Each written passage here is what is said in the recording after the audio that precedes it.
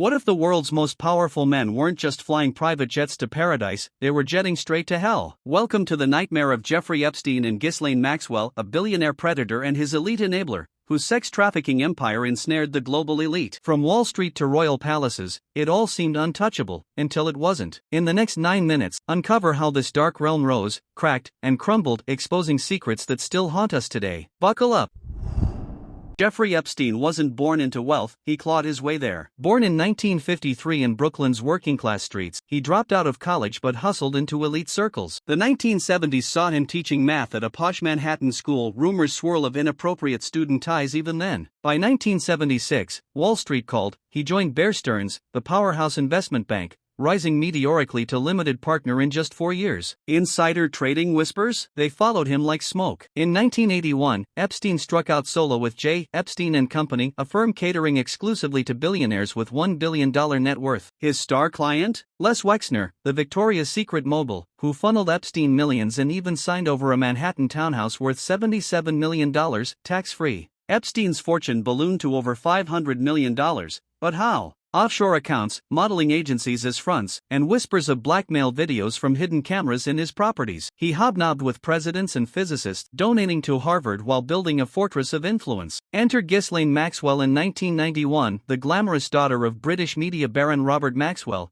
whose 1991 yacht suicide, or was it murder, left her adrift. She latched onto Epstein like a lifeline, trading her Oxford pedigree and social Rolodex for a role in his world. Ghislaine opened doors, lunches with Prince Andrew, flights with Bill Clinton. By the mid-1990s, their empire sprawled. New York's 71,000-square-foot townhouse wired for surveillance, Zorro Ranch in New Mexico, a 10,000-acre playground, Palm Beach mansion where massages turned sinister, and Little St. James, the 72-acre Bahamian island dubbed Pedophile Island by locals. The Lolita Express, a Boeing 727 painted sky blue, shuttled VIPs worldwide, its name a nod to Nabokov's tale of predatory obsession. But beneath the glamour, a pyramid scheme of abuse. Starting around 1994, underage girls, some as young as 14, were lured with cash for massages that escalated to exploitation. Ghislaine, the perfect recruiter, groomed them, spa days, shopping sprees, then coercion into Epstein's bed and beyond to friends like Prince Andrew. First red flags? 1996 complaints from Palm Beach parents. Ignored. This wasn't just wealth, it was a web of untouchable power. But empires crack, and 2005 lit the fuse. Palm Beach, 2005, a mother's call shatters the illusion.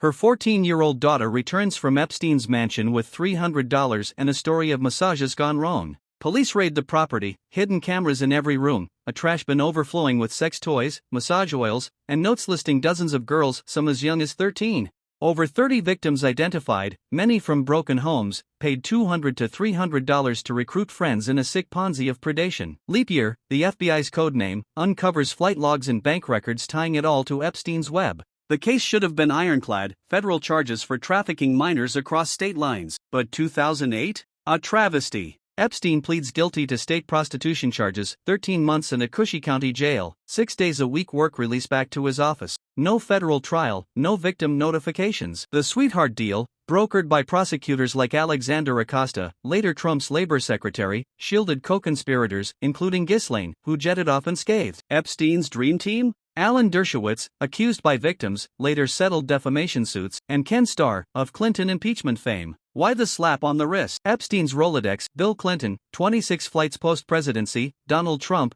pre-2000 Mar-a-Lago ties, later distanced, even mentions of hawking and island orgies. Victim Virginia Giuffre, trafficked at 17, later sued. They silenced us, power bought justice. Ghislaine played dumb, introducing Prince Andrew in 2001, that infamous photo with Giuffre. The deal screamed corruption, but it bought time. Epstein walked freer than before, mocking victims. Little did he know, #MeToo was brewing, and it would blow the lid off. Fast forward to 2017, Harvey Weinstein's downfall unleashes #MeToo, a reckoning for predators. Entered journalist Julie K. Brown of the Miami Herald. Her 2018 Perversion of Justice series, 7 explosive articles, dissects the 2008 deal, interviewing 80 victims ignored for a decade. Brown's bombshell, Acosta's team cut corners to protect the elite. Public fury erupts. Acosta resigns amid backlash. The Southern District of New York, SDNY, smells blood, reopening the federal case, probing Epstein's opaque fortune. Deutsche Bank fined $150 million for suspicious transactions. Blackmail tapes? Hidden cameras suggested compromat on the powerful. July 6, 2019, Epstein lands at Teterboro Airport from Paris. FBI swarms arrested on the tarmac, charged with sex trafficking and conspiracy.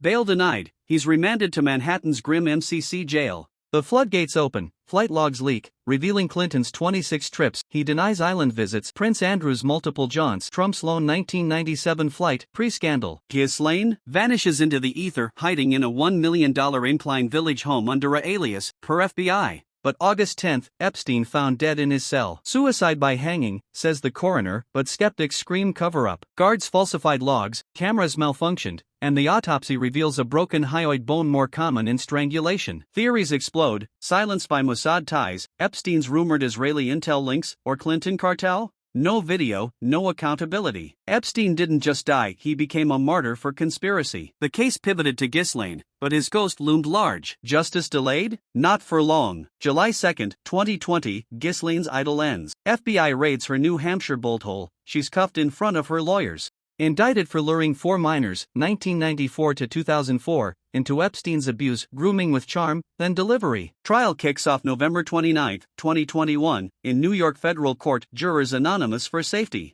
The testimony's gut-wrench. Jane, pseudonym, 14, recalls Ghislaine's spa seduction, then shared assaults. Kate, 17, describes London parties turning coercive. Carolyn Andriano, 14, details Palm Beach payments. Annie Farmer, 16, exposes New Mexico ranch horrors. Maxwell stonewalls, lies, faulty memories. Her defense paints victims as gold diggers. But the jury sees through flight manifest, $30,000 plus checks from Epstein, that damning 2001 photo of Ghislaine, Giuffre, and a shirtless Prince Andrew. December 29, guilty on 5 counts, trafficking, enticement. June 28, 2022, 20 years in federal prison, plus $750,000 fine. Appeals flop, she's at low-security FCI Tallahassee, griping about raw prison food. Prince Andrew settles Giuffre's suit for $16 million, out-of-court hush, stripping his titles. Maxwell's fall? Cathartic, but incomplete. The enabler rots while kingpins roam. The empire's rubble reveals deeper rot.